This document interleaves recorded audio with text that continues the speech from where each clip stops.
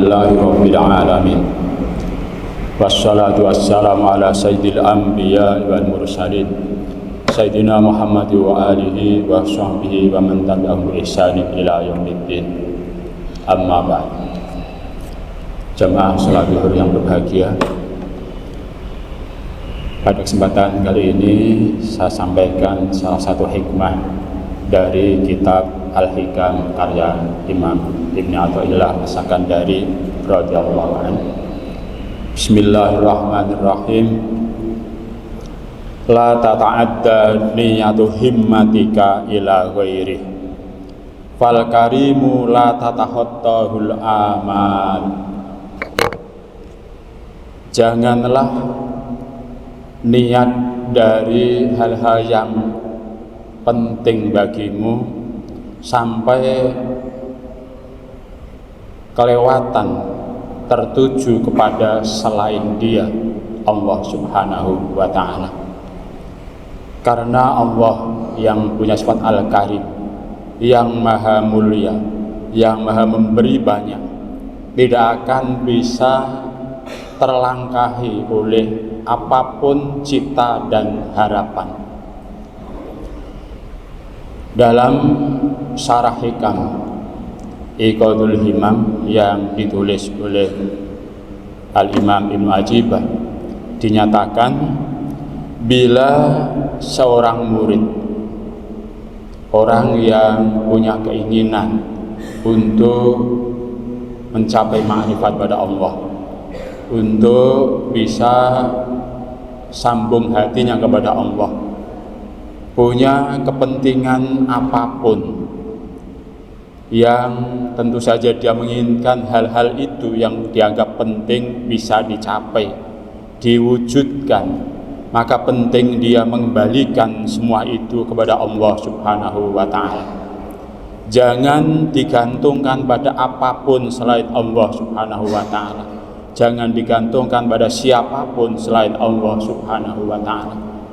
Alasannya adalah karena Allah Subhanahu wa ta'ala sebagai Al-Karim, yang maha mulia, yang maha memberi banyak, selalu begitu sebagaimana sifatnya yang abadi. Nikmat-nikmatnya sangat luas, kapanpun dan dimanapun. Dan Allah sebagai Al-Karim itu tidak akan pernah bisa terlangkai oleh keinginan dan harapan siapapun. Para ulama ketika menafsirkan Al-Karim yang menjadi sifat Allah Subhanahu wa ta'ala, dijelaskan sebagai huwallazi idza su'ila a'ta. Allah Al-Karim ialah Tuhan yang ketika dimintai akan memberi.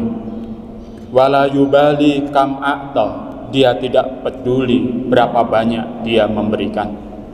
Wala liman a'ta, dan tidak peduli pula siapa yang Dia beri. Karena itu ketika hajat apapun ditujukan kepada selain Dia, maka Dia tidak ridho, tidak rela. Nabi Muhammad SAW dalam salah satu hadisnya bersabda, "Malam yas'alillaha yaghdab alaih." Rawahul Bukhari fil Adabil Mufrad. Barang siapa tidak meminta kepada Allah, sama sekali tidak berdoa pada Allah, maka Allah akan marah kepadanya. Hadis diriwayatkan oleh Imam Al-Bukhari dalam kitab Al-Adabil Mufrad, hadis nomor 658. Hadis itu menggambarkan betapa Allah Al-Karim sangat senang, ridho bila hamba-hambanya meminta pada Allah Subhanahu wa ta'ala, dan sebaliknya akan marah bila orang merasa cukup dengan dirinya sendiri atau cukup dengan bantuan sesama manusia atau sesama makhluk, sehingga tidak pernah minta kepada Allah Subhanahu wa ta'ala. Dalam surat Al-Ghafir ayat 60, Allah berfirman, wa qala rabbukum ud'uni astajib lakum innal ladzina yastakbiruna an ibadati sayadkhuluna jahannama dakhirin. Dan Tuhanmu berfirman, berdoalah kepadaku, niscaya aku akan jawab.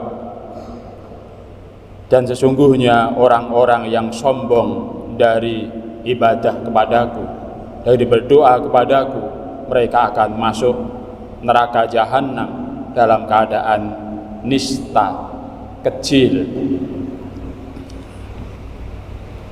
Sahabat Umar Ibn al-Khattab punya ungkapan yang sangat penting dan bisa menjadi pelajaran bagi kita. Dia menyatakan, inilah ahmilu hammal ijabah, sungguh aku tidak terbebani penting kapan Allah mengijabahi dan bagaimana mengijabah doaku. Wa innama ahmilu hammad doa, yang aku tanggung, yang aku pentingkan adalah aku berdoa, itu kepentingan saya. Fa idza ulhimtu du'a fa innal ijabata ma'ah. Ketika aku diberi ilham oleh Allah Subhanahu wa taala bisa berdoa, saya yakin bahwa ijabah, dikabulkannya doa akan menyertai. Dari ayat dan hadis itu memberikan pelajaran bagi kita bahwa merespon perintah Allah untuk berdoa, juga bimbingan Nabi tentang pentingnya doa. Sebagai mukmin, sebagai muslim, penting kita berdoa. Dan ketika berdoa harus ikhlas, murni, tertuju hanya kepada Allah Subhanahu wa ta'ala.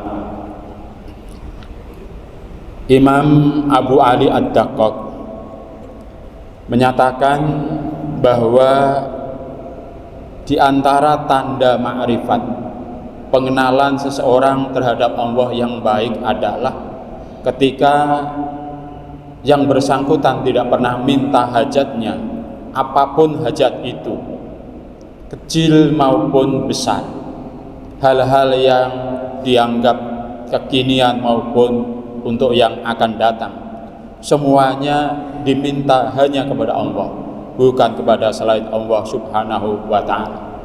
Dia mencontohkan Nabiullah Musa salawatullah alaih, ketika dia sangat berkeinginan untuk melihat Allah, dia pun berdoa, Rabbi arini anzur ilaik, wahai Tuhanku, tampakkan padaku, aku akan melihatmu.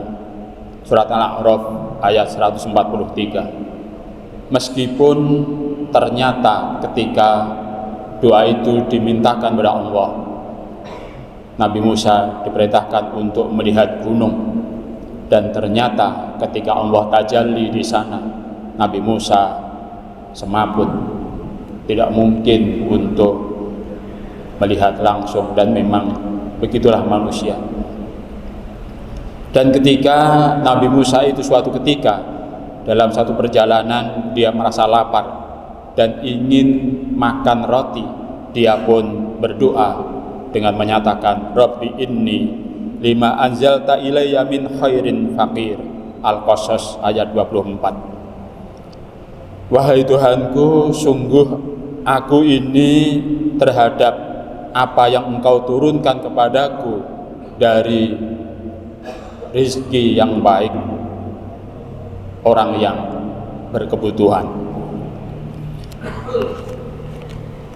Jamaah salat yang berbahagia, dari apa yang saya sampaikan bisa dipahami bahwa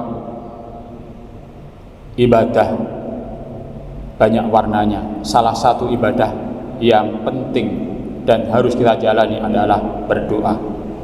Ada hadis Nabi yang menyatakan, ad-du'a muhul ibadah.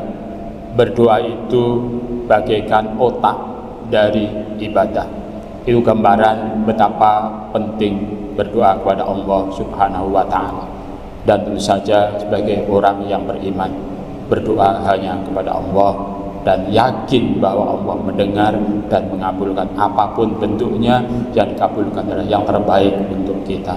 Semoga Allah memberikan pertolongan kita bisa beribadah dengan baik dan berdoa dengan benar dan baik. Amin ya rabbal alamin. Cukup sekian. Assalamualaikum warahmatullahi wabarakatuh.